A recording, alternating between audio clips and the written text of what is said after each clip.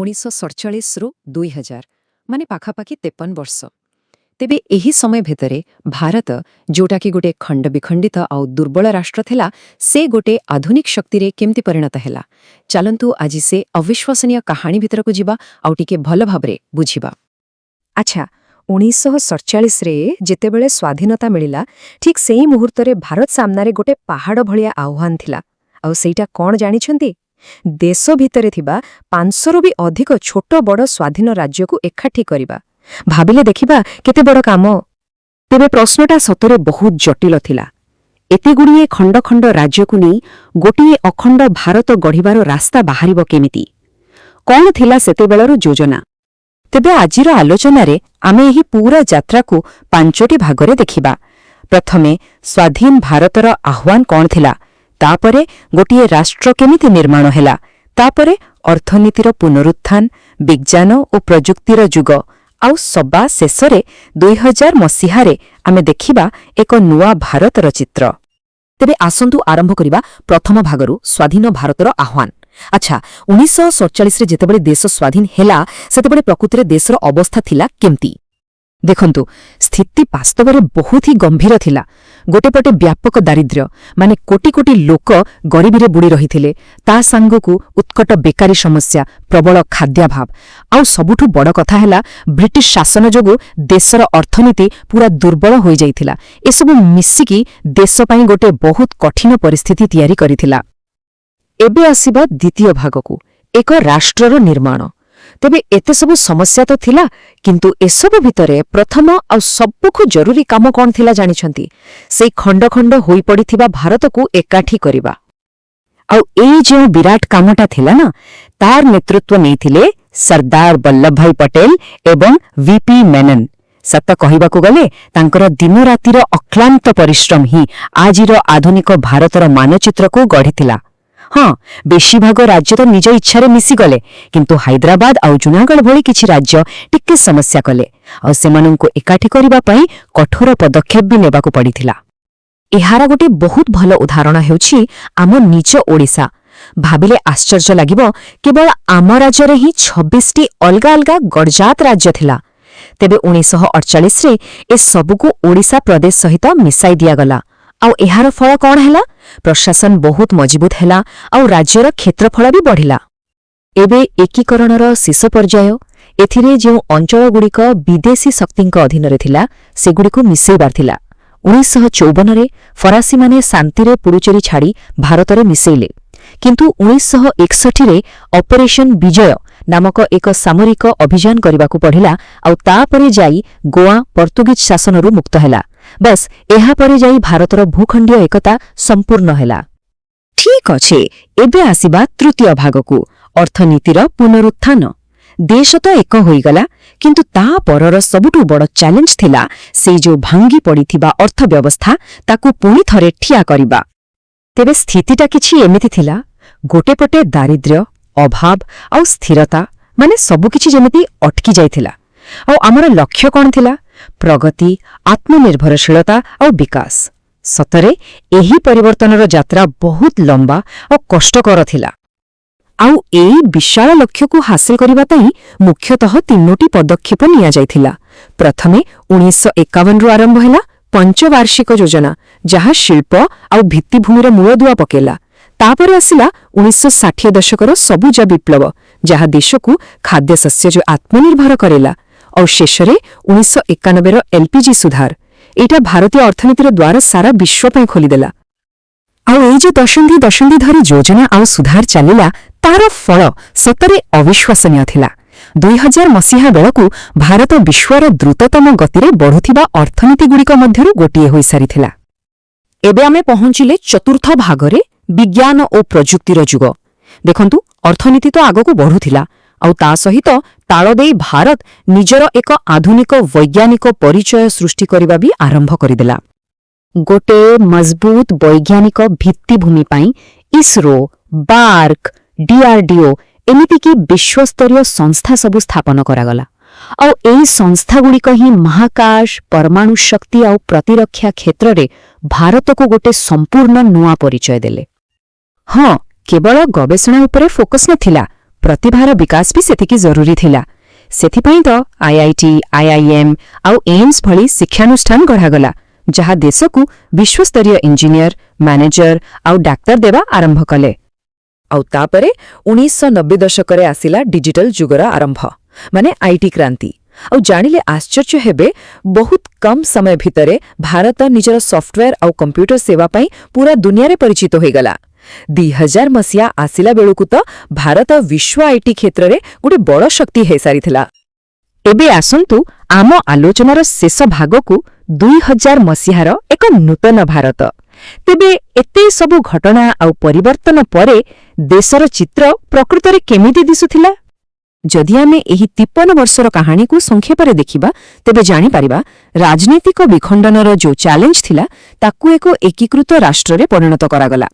ଅର୍ଥନୈତିକ ସ୍ଥିରତା ବଦଳରେ ଆମେ ପାଇଲେ ଏକ ଆତ୍ମନିର୍ଭରଶୀଳ ଆଉ ଦ୍ରୁତଗତିରେ ବଢ଼ୁଥିବା ଅର୍ଥନୀତି। ଆଉ ପ୍ରଯୁକ୍ତି କ୍ଷେତ୍ରରେ ଯେଉଁ ପଛୁଆପଣ ଥିଲା, ସେଇଟା ବିଜ୍ଞାନ, ଟେକ୍ନୋଲୋଜି ଆଉ ଆଇଟି କ୍ଷେତ୍ରରେ ଏକ ବିଶ୍ୱଶକ୍ତିରେ ବଦଳିଗଲା। ତେବେ ସିଧା କଥା ହେଲା, ଏହି ଗୁରୁତ୍ୱପୂର୍ଣ୍ଣ 53 ବର୍ଷ ଭିତରେ ଭାରତ ଗୋଟେ ଖଣ୍ଡବିଖଣ୍ଡିତ ଆଉ ଦରିଦ୍ର ରାଷ୍ଟ୍ରରୁ ବାହାରି ଏକ ଏକୀକୃତ, ଆତ୍ମନିର୍ଭରଶୀଳ ଆଉ ଆଧୁନିକ ରାଷ୍ଟ୍ରରେ ପରିଣତ ହୋଇପାରିଥିଲା। ଆଉ ଶେଷରେ ଗୋଟିଏ ପ୍ରଶ୍ନ ଛାଡ଼ି ଦେଇଯାଉଛି ଭାବିବା ପାଇଁ। ଆଜିର ଯେଉଁ ଭାରତ ଆମେ ଦେଖୁଛେ, ତାହା ଏହି ପ୍ରଥମ 50 ବର୍ଷରେ ପଡ଼ିଥିବା ମୂଳଧୁଆ ଉପରେ କେତେ ମାତ୍ରାରେ ଗଢ଼ି ଉଠିଛି? ନମସ୍କାର। ଆଜି ଆମେ ଏକ ବହୁତ ରୋଚକ ବିଷୟରେ ଆଲୋଚନା କରିବା। ସ୍ୱାଧୀନ ଭାରତର ପ୍ରଥମ ପାଖାପାଖି 50 ବର୍ଷର ଯାତ୍ରା, ମାନେ ଧରନ୍ତୁ 1947ରୁ 2000 ମସିହା ପର୍ଯ୍ୟନ୍ତ ସମୟ। ଆମର ଏହି ଆଲୋଚନା ମୁଖ୍ୟତଃ ଦଶମ ଶ୍ରେଣୀର ଇତିହାସ ଓ ରାଜନୀତି ବିଜ୍ଞାନ ପାଠ୍ୟକ୍ରମରେ ଥିବା ତଥ୍ୟ ଉପରେ ଆଧାରିତ। ଆମେ ଚେଷ୍ଟା କରିବା ସେହି ଗୁରୁତ୍ୱପୂର୍ଣ୍ଣ ଘଟଣାଗୁଡ଼ିକୁ ବୁଝିବାକୁ, ଯାହା ଆମ ଦେଶର ଭିତ୍ତିଭୂମି ତିଆରି କରିଥିଲା, ଯେମିତିକି ଦେଶକୁ ଏକାଠି କରିବା, ଅର୍ଥନୀତିକୁ ଗଢ଼ିବା ଆଉ ବିଜ୍ଞାନରେ ଆଗେଇବା। ଚଲନ୍ତୁ ଆରମ୍ଭ କରିବା। ତେବେ 1947 ସ୍ୱାଧୀନତା ମିଳିଲା, କିନ୍ତୁ ସାଙ୍ଗେ ସାଙ୍ଗେ ସବୁଠୁ ବଡ଼ ଚ୍ୟାଲେଞ୍ଜ କ'ଣ ଥିଲା? ମତେ ଲାଗୁଛି ଦେଶୀୟ ରାଜ୍ୟଗୁଡ଼ିକର ମିଶ୍ରଣ।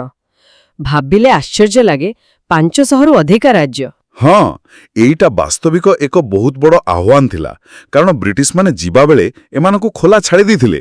କହିଲେ, ତମେ ଭାରତରେ ମିଶ, ପାକିସ୍ତାନରେ ମିଶ, ନହେଲେ ନିଜେ ସ୍ୱାଧୀନ ରୁହ। ବାପରେ, ଏମିତି ହେଇଥିଲେ ତ ଭାରତ ଭିତରେ କେତେ ଯେ ଛୋଟ ଛୋଟ ଦେଶ ତିଆରି ହୋଇଥାନ୍ତା। ଏକଦମ। କିନ୍ତୁ ସେତେବେଳେ ସର୍ଦ୍ଦାର ବଲ୍ଲଭଭାଇ ପଟେଲ ଆଉ ଭିପି ମେନନଙ୍କର ଯେଉଁ ଦୂରଦୃଷ୍ଟି ଆଉ କଠିନ ପରିଶ୍ରମ ଥିଲା, ସେଇଥିପାଇଁ ଏହି ଅସମ୍ଭବ କାମଟା ସମ୍ଭବ ହେଲା। ଅଧିକାଂଶ ରାଜ୍ୟମାନେ ସ୍ୱେଚ୍ଛାରେ ହିଁ ଭାରତ ସହ ମିଶିବାକୁ ରାଜି ହୋଇଗଲେ। କିନ୍ତୁ ଏହି ମିଶ୍ରଣର ଗୁରୁତ୍ୱ କ'ଣ ଥିଲା? କେବଳ ରାଜନୈତିକ ଏକତା ନା ଆଉ କିଛି? ଦେଖନ୍ତୁ, ଏହାର ଗୁରୁତ୍ୱ ବହୁତ ବେଶୀ। ଏହା କେବଳ ମାନଚିତ୍ରରେ ଗୋଟିଏ ଦେଶ ଦେଖିବା କଥା ନଥିଲା। ଯଦି ଏତେଗୁଡ଼ିଏ ଛୋଟ ଛୋଟ ସ୍ୱାଧୀନ ରାଜ୍ୟ ରହିଥାନ୍ତେ, ଭାବନ୍ତୁ ତ ଦେଶର ସୁରକ୍ଷା କଥା, ଅର୍ଥନୈତିକ ବିକାଶ କଥା ସବୁ କେମିତି ହୋଇଥାନ୍ତା। ଏହି ଏକୀକରଣ ହିଁ ଏକ ମଜବୁତ, ସୁଦୃଢ଼ ଭାରତର ମୂଳଦୁଆ ପକେଇଲା। ବିଭାଜନ ପରେ ଦେଶକୁ ଆଉ ଏକ ବଡ଼ ବିପଦରୁ ବଞ୍ଚେଇ ଦେଲା। କିନ୍ତୁ ସବୁ ରାଜ୍ୟ କ'ଣ ଏତେ ସହଜରେ ରାଜି ହୋଇଗଲେ? ମୋର ମନେ ହୁଏ କିଛି ଜାଗାରେ ତ ସମସ୍ୟା ହୋଇଥିବ। ହଁ, ନିଶ୍ଚିତ ଭାବରେ। ସବୁ ସିଧାସଳଖ ନଥିଲା। ମୁଖ୍ୟତଃ 3ଟି ଜାଗାରେ ପରିସ୍ଥିତି ଅଧିକ ଜଟିଳ ଥିଲା: ଜୁନାଗଡ଼, ହାଇଦ୍ରାବାଦ ଆଉ କାଶ୍ମୀର। ଓହୋ, ହଁ। ଜୁନାଗଡ଼ର ନବାବ ଚାହୁଁଥିଲେ ପାକିସ୍ତାନ ସହ ମିଶିବାକୁ, କିନ୍ତୁ ଲୋକେ ଚାହୁଁଥିଲେ ଭାରତରେ ରହିବାକୁ। ସେଠି ଶେଷରେ ଗଣଭୋଟ ହେଲା ଆଉ ଲୋକେ ଭାରତ ସପକ୍ଷରେ ମତ ଦେଲେ। ଆଚ୍ଛା। ହାଇଦ୍ରାବାଦର ନିଜାମ ସ୍ୱାଧୀନ ରହିବାକୁ ଜିଦ୍ ଧରିଲେ। ସେତେବେଳେ ଭାରତ ସରକାରଙ୍କୁ ବାଧ୍ୟ ହୋଇ ପୁଲିସ କାର୍ଯ୍ୟାନୁଷ୍ଠାନ କରିବାକୁ ପଡ଼ିଲା, ମାନେ ଏକ ପ୍ରକାର ସାମରିକ ପଦକ୍ଷେପ। ଆଉ କାଶ୍ମୀର କଥା ତ ଆହୁରି ଜଟିଳ। ପାକିସ୍ତାନ ଆକ୍ରମଣ କଲା ପରେ ଯାଇ ମହାରାଜା ହରି ସିଂ ଭାରତ ସହ ମିଶ୍ରଣ ଚୁକ୍ତିରେ ସ୍ୱାକ୍ଷର କଲେ। ତେଣୁ କିଛି ବାଧାବିଘ୍ନ ଥିଲା, କିନ୍ତୁ ଶେଷରେ ସବୁ ଭାରତର ଅଂଶ ହେଲେ। ଆମ ଓଡ଼ିଶା କଥା କ'ଣ? ଏଠି ବି ତ ଗଡ଼ଜାତ ସବୁ ଥିଲା ନା? ସେଗୁଡ଼ିକୁ କେମିତି ମିଶିଲା? ହଁ, ଓଡ଼ିଶାରେ ସେତେବେଳେ 26ଟି ଗଡ଼ଜାତ ଥିଲା, ଛୋଟ ବଡ଼ ମିଶିକି। ଏଠି ମଧ୍ୟ ସର୍ଦ୍ଦାର ପଟେଲଙ୍କର ନେତୃତ୍ୱ ଆଉ ଆମର ନିଜ ନେତା ଯେମିତି ହରେକୃଷ୍ଣ ମହତାବ, ଏମାନଙ୍କର ବହୁତ ବଡ଼ ଭୂମିକା ଥିଲା। ପ୍ରାୟ 1948 ସୁଦ୍ଧା ଏହି ସବୁ ରାଜ୍ୟ ଓଡ଼ିଶା ପ୍ରଦେଶ ସହିତ ମିଶିଗଲେ। ଏହାର ଫଳ କ'ଣ ହେଲା ଓଡ଼ିଶା ପାଇଁ? ଦୁଇଟା ମୁଖ୍ୟ ଫାଇଦା ହେଲା। ଗୋଟେ ହେଲା ଓଡ଼ିଶାର ମାଞ୍ଚିତ୍ର ବଡ଼ ହେଲା, ଅଧିକ ଓଡ଼ିଆ ଭାଷାଭାଷୀ ଅଞ୍ଚଳ ଏକାଠି ହେଲା। ଆଉ ଦ୍ୱିତୀୟରେ ପ୍ରଶାସନ ଚଳେଇବା ସହଜ ହେଲା। ପୂର୍ବରୁ ଯୋଉ ଛୋଟ ଛୋଟ ଅଲଗା ଶାସନ ଥିଲା ତା ବଦଳରେ ଗୋଟେ ବଡ଼ ପ୍ରଶାସନିକ ଏକକ ତିଆରି ହେଲା। ଏହା ପରବର୍ତ୍ତୀ ବିକାଶ ପାଇଁ ବହୁତ ସାହାଯ୍ୟ କଲା। ବୁଝିଲି। ତେବେ ଦେଶୀୟ ରାଜ୍ୟ ସବୁ ମିଶି ସାରିବା ପରେ ବି କିଛି ଅଞ୍ଚଳ ରହିଯାଇଥିଲା ଯାହା ଭାରତୀୟ ଶାସନରେ ନଥିଲା। ହଁ, ରହିଥିଲା। ମୁଖ୍ୟତଃ ଦୁଇଟି ସ୍ଥାନ, ଗୋଆ, ଦାମନ, ଡିଉ। ଏଗୁଡ଼ିକ ଥିଲା ପର୍ତ୍ତୁଗୀଜମାନଙ୍କ ଅଧୀନରେ। ଆଉ ପୁଡୁଚେରୀ, କାରାଇକଲ, ମାହେ, ୟାନମ୍ ଏଗୁଡ଼ିକ ଥିଲା ଫରାସୀମାନଙ୍କ ଅଧୀନରେ। ତେବେ ସେଗୁଡ଼ିକ କେମିତି ଭାରତରେ ସାମିଲ ହେଲା? ଗୋଆ କ୍ଷେତ୍ରରେ ପର୍ତ୍ତୁଗାଲ ଛାଡ଼ିବାକୁ ଆଦୌ ରାଜି ନଥିଲା। ବହୁତ ବୁଝାସୁଝା ପରେ ବି କିଛି ଲାଭ ହେଲାନି। ଶେଷରେ 1961ରେ ଭାରତ ସରକାରଙ୍କୁ ସାମରିକ କାର୍ଯ୍ୟାନୁଷ୍ଠାନ କରିବାକୁ ପଡ଼ିଲା, ଅପରେସନ ବିଜୟ। ଓଃ। କିନ୍ତୁ ପୁଡୁଚେରୀ କଥାଟା ଶାନ୍ତିରେ ସମାଧାନ ହୋଇଗଲା। ଫରାସୀ ସରକାର ନିଜେ ହିଁ 1954ରେ ଆଲୋଚନା କରି ଏ ଅଞ୍ଚଳ ସବୁ ଭାରତକୁ ଦେଇଦେଲେ। ଏହାର ମାନେ ଏହି ପଦକ୍ଷେପ ପରେ ହିଁ ଭାରତର ଯେଉଁ ଆମେ ଆଜି ମାଞ୍ଚିତ୍ର ଦେଖୁଛେ ତାହା ପ୍ରାୟତଃ ସମ୍ପୂର୍ଣ୍ଣ ହେଲା। ଏକଦମ ଠିକ୍। ଦେଶୀୟ ରାଜ୍ୟ ମିଶ୍ରଣ ଆଉ ତାପରେ ଏହି ବୈଦେଶିକ ଶାସନରୁ ମୁକ୍ତି, ଏ ଦୁଇଟା ମିଶିକି ଭାରତର ଭୌଗୋଳିକ ଅଖଣ୍ଡତାକୁ ପୂରା କଲା। ଆଉ ଏହା କେବଳ ଜମିର କଥା ନଥିଲା, ଏହା ଆମ ଜାତୀୟ ସ୍ୱାଭିମାନର ବି ପ୍ରଶ୍ନ ଥିଲା। ଆଚ୍ଛା, ତେବେ ଦେଶ ତ ଏକାଠି ହେଲା। ଏହାପରେ ନିଶ୍ଚୟ ସବୁଠୁ ବଡ଼ ଚିନ୍ତା ଥିବ ଅର୍ଥନୀତିକୁ ନେଇ। ନିଶ୍ଚିତ ଭାବରେ, କାରଣ ସ୍ୱାଧୀନତା ବେଳକୁ ଅବସ୍ଥା ବହୁତ ଖରାପ ଥିଲା। 200 ବର୍ଷର ଶୋଷଣ ପରେ ଦେଶର ଆର୍ଥିକ ମେରୁଦଣ୍ଡ ଭାଙ୍ଗି ଯାଇଥିଲା। ସବୁଆଡ଼େ ଗରିବୀ, ବେକାରୀ, ଖାଇବାକୁ ନ ମିଳିବା, ଏମିତି ସ୍ଥିତି। କୃଷି ବି ପଛରେ ପଡ଼ିଥିଲା, ଆଉ ଶିଳ୍ପ ବୋଲି ସେମିତି କିଛି ନଥିଲା। ତାହେଲେ ଏତେ ବଡ଼ ସମସ୍ୟାର ସମାଧାନ ପାଇଁ କ'ଣ କରାଗଲା? କେଉଁଠୁ ଆରମ୍ଭ ହେଲା? ସେତେବେଳର ସରକାର ବୁଝିଥିଲେ ଯେ ହାତରେ ଯାହା ବି ଅଳ୍ପ ସମ୍ବଳ ଅଛି ତାକୁ ଯୋଜନା କରି ଖର୍ଚ୍ଚ କରିବାକୁ ପଡ଼ିବ। ଏମିତି ନହେଲେ କିଛି ହେବନି। ସେଥିପାଇଁ 1950ରେ ଯୋଜନା ଆୟୋଗ ଗଠନ କରାଗଲା, ଆଉ 1951ରୁ ପଞ୍ଚବାର୍ଷିକ ଯୋଜନା ଆରମ୍ଭ ହେଲା। ପଞ୍ଚବାର୍ଷିକ ଯୋଜନା, ଏଥିରେ ମୁଖ୍ୟତଃ କେଉଁ ଦିଗ ଉପରେ ଧ୍ୟାନ ଦିଆଗଲା? ଦେଖନ୍ତୁ, ପ୍ରଥମ କିଛି ଯୋଜନାର ମୂଳ ଲକ୍ଷ୍ୟ ଥିଲା ଦେଶର ଭିତ୍ତିଭୂମି ତିଆରି କରିବା। ଯେମିତିକି ବଡ଼ ବଡ଼ କଳକାରଖାନା ବସେଇବା, ଲୁହା କାରଖାନା, ମେସିନ୍ ତିଆରି କାରଖାନା, ଏସବୁ। ତା ସହିତ ବଡ଼ ବଡ଼ ଡ୍ୟାମ୍ ତିଆରି କରାଗଲା। ଏହାର ଦୁଇଟା ଉଦ୍ଦେଶ୍ୟ ଥିଲା, ଚାଷ ଜମିକୁ ପାଣି ଦେବା ଆଉ ବିଜୁଳି ଉତ୍ପାଦନ କରିବା। ରେଳ ଲାଇନ୍, ରାସ୍ତାଘାଟ ଏସବୁରୁ ବି ବିକାଶ କରାଗଲା। ଆଉ କୃଷି ଉତ୍ପାଦନ କେମିତି ବଢ଼ିବ ସେଥିପାଇଁ ବି ପଦକ୍ଷେପ ନିଆଗଲା। ମୂଳ କଥା ହେଲା ଆତ୍ମନିର୍ଭରଶୀଳ ହେବା। ଏକଦମ। ନିଜ ଗୋଡ଼ରେ ନିଜ ଠିଆ ହେବା। ଅତ୍ୟାବଶ୍ୟକ ଜିନିଷ ପାଇଁ ବିଦେଶ ଉପରେ ନିର୍ଭର ନ କରିବା। ଆଉ ଏଇ କୃଷି କଥାରୁ ମନେ ପଡ଼ିଲା ସବୁଜ ବିପ୍ଳବ। ଏଇଟା ତ ଗୋଟେ ବହୁତ ବଡ଼ ଘଟଣା ଥିଲା ନା? ହଁ, ବହୁତ ବଡ଼। 1960 ଦଶକ ମଝି ପର୍ଯ୍ୟନ୍ତ ଆମକୁ ବାହାରୁ, ବିଶେଷ କରି ଆମେରିକାରୁ ଗହମ ଆଣିବାକୁ ପଡ଼ୁଥିଲା। ଭାବନ୍ତୁ ଅବସ୍ଥା। କିନ୍ତୁ ତାପରେ 60 ଦଶକର ଶେଷ ଆଡ଼କୁ ଆଉ 70 ଦଶକରେ ଗୋଟେ ଚମତ୍କାର ହେଲା। ଆମ କୃଷି ବୈଜ୍ଞାନିକମାନେ ନୂଆ କିସମର ବିହନ ବାହାର କଲେ, ଯାହା ବହୁତ ଅଧିକ ଫସଲ ଦଉଥିଲା, ବିଶେଷ କରି ଗହମ ଆଉ ଧାନ। High yielding varieties, HYV। ହଁ, ସେଇ HYV।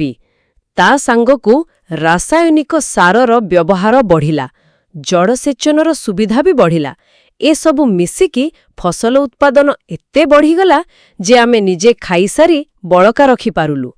ଏହାକୁ ହିଁ କୁହାଯାଏ ସବୁଜ ବିପ୍ଳବ। ଏହାପରେ ଭାରତ ଖାଦ୍ୟ ମାମଲାରେ ଆତ୍ମନିର୍ଭରଶୀଳ ହୋଇଗଲା। ଏଇଟା ଗୋଟେ ବିରାଟ ସଫଳତା। କିନ୍ତୁ ଏହି ଯୋଜନା ଆଉ ସବୁଜ ବିପ୍ଳବ ପରେ ବି ଅର୍ଥନୀତି ସେମିତି ଚାଲିଥିଲା ନା ଆଉ କିଛି ବଡ଼ ପରିବର୍ତ୍ତନ ହେଲା? ନା, ଆଉ ଗୋଟେ ବହୁତ ବଡ଼ ପରିବର୍ତ୍ତନ ଆସିଲା 1991ରେ। ସେତେବେଳେ ଦେଶ ଗୋଟେ ଭୟଙ୍କର ଆର୍ଥିକ ସଙ୍କଟ ଦେଇ ଗତି କରୁଥିଲା। ଆମ ପାଖରେ ବିଦେଶୀ ମୁଦ୍ରା ପ୍ରାୟ ନଥିଲା କହିଲେ ଚଳେ। ଜିନିଷ ଆମଦାନୀ କରିବାକୁ ପଇସା ନଥିଲା। ବାପରେ। ଏହି ସମୟରେ ସରକାର କିଛି ବଡ଼ ନିଷ୍ପତ୍ତି ନେଲେ। ଅର୍ଥନୀତିରେ ବ୍ୟାପକ ସଂସ୍କାର ଆଣିଲେ। ଏହାକୁ କୁହାଯାଏ LPG ନୀତି। LPG ମାନେ? କରିବା ପାଇଁ ଯୋଉ କଟକଣା ଥିଲା ସେଗୁଡ଼ାକୁ କୋହଳ କରାଗଲା।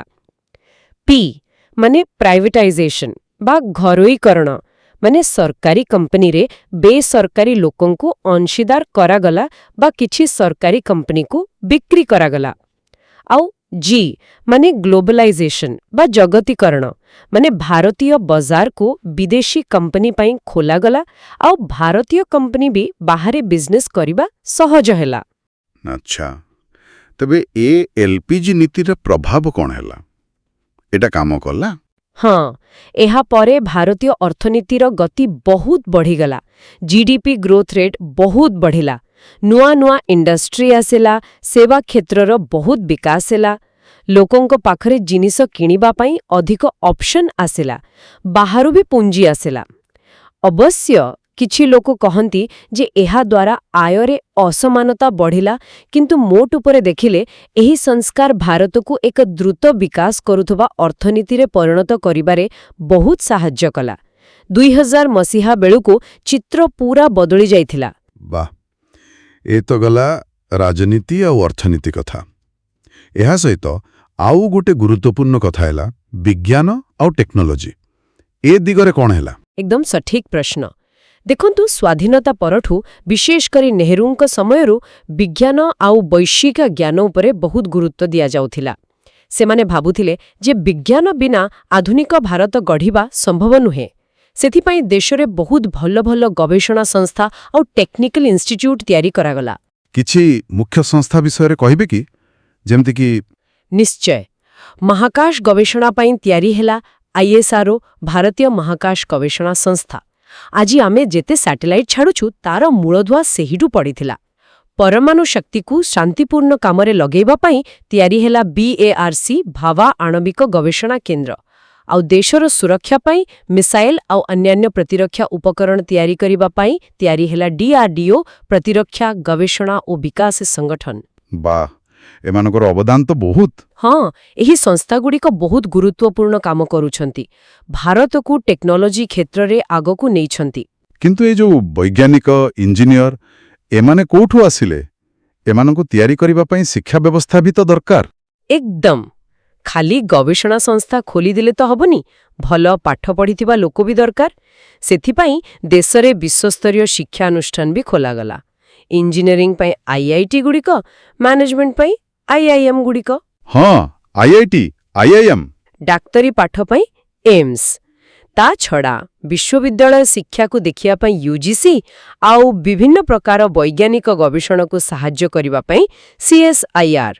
ଏହିସବୁ ସଂସ୍ଥା ମିଶିକି ଦେଶ ପାଇଁ ଲକ୍ଷ ଲକ୍ଷ ଭଲ ଭଲ ବିଶେଷଜ୍ଞ ତିଆରି ଗଲେ। ଆମେ ଆଗର ସବୁଜ ବିପ୍ଳବ କଥା କହୁଥିଲେ, ସେଠି ବି ତ ବିଜ୍ଞାନର ବହୁତ ବଡ଼ ହାତ ଥିଲା। ନିଶ୍ଚୟ, ଖାଲି ଭଲ ବିହନ ନୁହେଁ, ତା ସହିତ ଆହୁରି କେତେ କ'ଣ, ଯେମିତିକି ମାଟି ପରୀକ୍ଷା କରି କୋଉ ସାର କେତେ ଦରକାର ଜାଣିବା, ପାଣି ଦେବା ପାଇଁ ନୂଆ ନୂଆ ଉପାୟ ବାହାର କରିବା, କେନାଲ, ପମ୍ପ, ସ୍ପ୍ରିଙ୍କ୍ଲର। ଆଉ ଧୀରେ ଧୀରେ ଚାଷ କାମରେ ମେସିନ୍ର ବ୍ୟବହାର ବି ବଢ଼ିଲା। ଟ୍ରାକ୍ଟର, ଫସଲ କାଟା ମେସିନ୍, ଏସବୁ। ହଁ, କୃଷି ଯାନ୍ତ୍ରିକୀକରଣ। ହଁ, ଏସବୁ ମିଶିକି ଚାଷୀଙ୍କୁ ସାହାଯ୍ୟ କଲା ଆଉ ଉତ୍ପାଦନ ବି ବଢ଼େଇଲା। ବାଃ, କେଶର ତ ବହୁତ ଭଲ କଥା। କିନ୍ତୁ ଏଇ ସମୟର ଶେଷ ଆଡ଼କୁ, ମାନେ 90 ଦଶକରେ ଆଉ ଗୋଟେ ବଡ଼ ଜିନିଷ ଆସିଲା ପରା, କମ୍ପ୍ୟୁଟର, ଇଣ୍ଟରନେଟ୍। ଏକଦମ ଠିକ ଜାଗାରେ ପହଞ୍ଚିଲେ। 90 ଦଶକ, ବିଶେଷ କରି LPG ସଂସ୍କାର ପରେ ଭାରତରେ IT ବା ସୂଚନା ପ୍ରଯୁକ୍ତି କ୍ଷେତ୍ରରେ ଗୋଟେ ବିପ୍ଳବ ଆସିଗଲା। କମ୍ପ୍ୟୁଟର ବ୍ୟବହାର ବଢ଼ିଲା, ଇଣ୍ଟରନେଟ୍ ଆସିଲା, ଆଉ ଆମ ଦେଶର କମ୍ପାନୀମାନେ ସଫ୍ଟୱେର ତିଆରି କରିବାରେ ଆଉ ବାହାର ଦେଶକୁ IT ସେବା ଯୋଗେଇବାରେ ବହୁତ ନାଁ କଲେ। ହଁ, ବାଙ୍ଗାଲୋର, ହାଇଦ୍ରାବାଦ, ଏସବୁ ସହର ପୁରା IT ହବ୍ ହୋଇଗଲା। ଏକଦମ। ଏହି IT ବିପ୍ଳବ କେବଳ ଅର୍ଥନୀତିକୁ ଆଗକୁ ନେଲାନି, ବହୁତ ପିଲାଙ୍କୁ ଚାକିରି ବି ଦେଲା ଆଉ ପୁରା ଦୁନିଆରେ ଭାରତର ଗୋଟେ ନୂଆ ଛବି ତିଆରି କଲା, ନଲେଜ ଇକୋନୋମି ବା ଜ୍ଞାନ ଆଧାରିତ ଅର୍ଥନୀତି ଭାବରେ। ତାହେଲେ ଯଦି ଆମେ ଏ ପୁରା ଯାତ୍ରାକୁ 1947ରୁ 2000 ପର୍ଯ୍ୟନ୍ତ ମୋଟାମୋଟି ଦେଖିବା, ତେବେ ସାରାଂଶ କ'ଣ ହେବ? ଭଲରେ କହିବାକୁ ଗଲେ ଏହି 50 ବର୍ଷରୁ ଅଧିକ ସମୟ ଭାରତ ପାଇଁ ଗୋଟେ ଗଢ଼ିବାର ସମୟ ଥିଲା। ବହୁତ ସମସ୍ୟା ଥିଲା, ବହୁତ ବାଧାବିଘ୍ନ ଥିଲା, କିନ୍ତୁ ଦେଶ ଆଗକୁ ବଢ଼ୁଥିଲା। ଗୋଟେ ପଟେ ରାଜନୈତିକ ଏକତା ଆସିଲା, ଦେଶୀୟ ରାଜ୍ୟ ଆଉ ବୈଦେଶିକ ଅଞ୍ଚଳ ମିଶିଲେ, ଦେଶ ଅଖଣ୍ଡ ହେଲା। ଅନ୍ୟପଟେ ଅର୍ଥନୀତିରେ ପଞ୍ଚବାର୍ଷିକ ଯୋଜନା, ସବୁଜ ବିପ୍ଳବ ଆଉ ପରେ LPG ସଂସ୍କାର ଦ୍ୱାରା ଗରିବୀ କମିଲା, ଖାଦ୍ୟ ସମସ୍ୟା ଦୂର ହେଲା ଆଉ ଅର୍ଥନୀତିର ଗୋଟେ ମଜବୁତ ନିଅ ପଡ଼ିଲା। ଆଉ ତୃତୀୟରେ ବିଜ୍ଞାନ, ଟେକ୍ନୋଲୋଜି ଆଉ ଶିକ୍ଷା କ୍ଷେତ୍ରରେ ISRO, DRDO, IIT, IIM ଭଳି ସଂସ୍ଥା ଆଉ ପରେ IT ବିପ୍ଳବ ଦେଶକୁ ଆଧୁନିକ ଦୁନିଆ ସହ ତାଳ ଦେଇ ଚାଲିବାରେ ସାହାଯ୍ୟ କଲା। ଅର୍ଥାତ୍ 2000 ମସିହା ବେଳକୁ ଅନେକ ସମସ୍ୟା ସତ୍ତ୍ୱେ ବି ଭାରତ ନିଜକୁ ବିଶ୍ୱ ଦରବାରରେ ଗୋଟେ ଆତ୍ମବିଶ୍ୱାସୀ, କିଛି ମାତ୍ରାରେ ଆତ୍ମନିର୍ଭରଶୀଳ ଆଉ ଟେକ୍ନୋଲୋଜିରେ ସକ୍ଷମ ଦେଶ ଭାବେ ପ୍ରତିଷ୍ଠିତ କରିବା ଆଡ଼କୁ ଯାଉଥିଲା। ନିଶ୍ଚିତ ଭାବରେ ଏହି ପ୍ରଥମ 5 ଦଶନ୍ଧିର ଯାତ୍ରା ସହଜ ନଥିଲା, କିନ୍ତୁ ଏହି ସମୟରେ ଯୋଉ ଭିତ୍ତିପ୍ରସ୍ତର ସ୍ଥାପନ ହେଲା ସେଇଟା ହିଁ ଏକବିଂଶ ଶତାବ୍ଦୀରେ ଭାରତର ଅଗ୍ରଗତି ପାଇଁ ରାସ୍ତା ତିଆରି କଲା। ଯେତେବେଳେ ଆମେ ଭାବୁଛୁ ମାତ୍ର 50-55 ବର୍ଷ ଭିତରେ ଏତେ ପରିବର୍ତ୍ତନ ରାଜନୈତିକ, ଅର୍ଥନୈତିକ, ବୈଜ୍ଞାନିକ, ଗୋଟେ ପ୍ରଶ୍ନ ମନକୁ ଆସୁଛି, ଏହି ମଜବୁତ ଭିତ୍ତିଭୂମି ଉପରେ ଠିଆ ହୋଇ ଆଗାମୀ 50 ବର୍ଷର ଯାତ୍ରା କେମିତି ହୋଇପାରେ? କେଉଁ ନୂଆ ସୁଯୋଗ ଆସିବ ଆଉ କେଉଁ ନୂଆ ଆହ୍ୱାନର ସାମ୍ନା କରିବାକୁ ପଡ଼ିବ? ଏଇଟା ଭାବିବା ପାଇଁ ଗୋଟେ ଭଲ ପ୍ରଶ୍ନ, ନିଶ୍ଚିତ।